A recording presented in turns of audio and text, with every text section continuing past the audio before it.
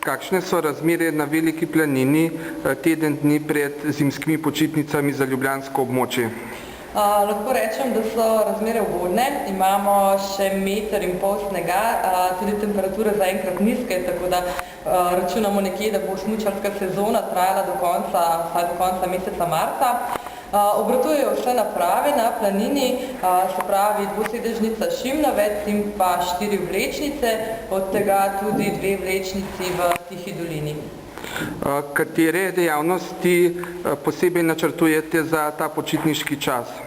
Lahko rečem, da smo posebej pripravili dodatno ponudbo ravno za naše najmlajše obiskovalce, tako da v naslednjem tednu se bosta odvijala kar 2 tečaja. Športna zveza Kamnik pripravlja tečaj za otroke, kot tudi naša šola smučanja, se pravi tečaj smučanja in deskanja na snegu.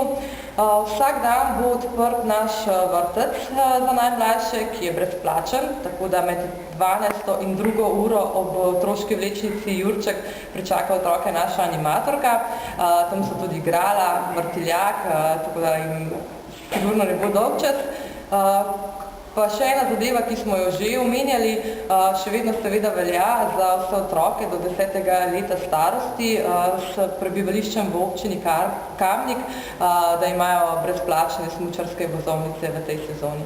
V soboto smo pa pripravili dodaten program namenjen pustu, oziroma lahko rečem, da bo naše nočno sankanje bolj pustno obarvano. S tako pustno šemo čaka tako manjše presenečenje. Seveda bomo pa 3 najboljše maske tudi primerno nagradili. Vse dodatne informacije najdejo obiskovalci na naši spletni strani www.velikaplanina.si, pa ste seveda lepo vabljeni na Veliko planino.